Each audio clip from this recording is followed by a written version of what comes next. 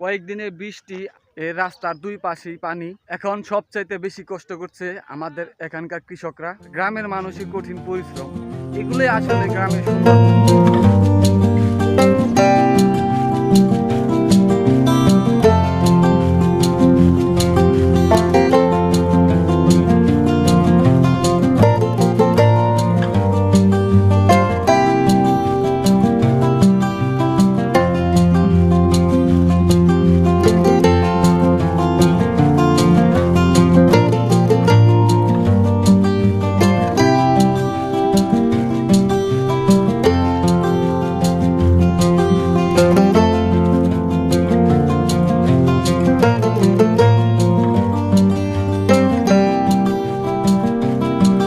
আসসালামু আলাইকুম।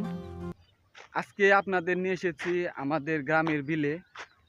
কয়েকদিনের বৃষ্টি আর গাঙ্গে থেকে আসা পানিতে আমাদের বিল পানিতে ভরে গেছে। এখন সবচাইতে বেশি কষ্ট করছে আমাদের এখানকার কৃষকরা, সবাই যার যার ধান বাঁচানো নিয়ে ব্যস্ত।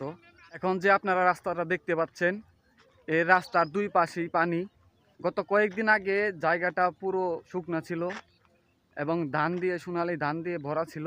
কয়েকদিনের বৃষ্টিতে আমাদের বিলটা পুরো ভরে গেছে। এখন আমাদের এখানকার কৃষকরা ব্যস্ত হয়ে পড়েছে যার যার ধান বাঁচানোতে, কারণ পানি বেশি বাড়লে ধান নষ্ট হয়ে যেতে পারে।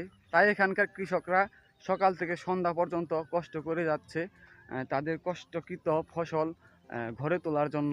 একটা বৃষ্টি কারোর জন্য সুন্দর হলেও কৃষকের জন্য এটা অনেক কষ্টের একটা বিষয়।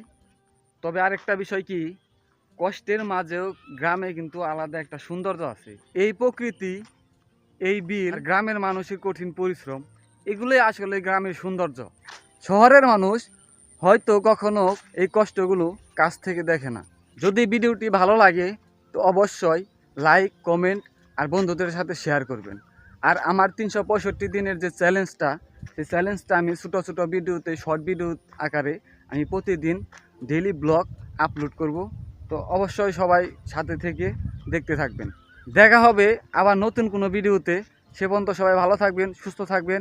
আসসালামু আলাইকুম।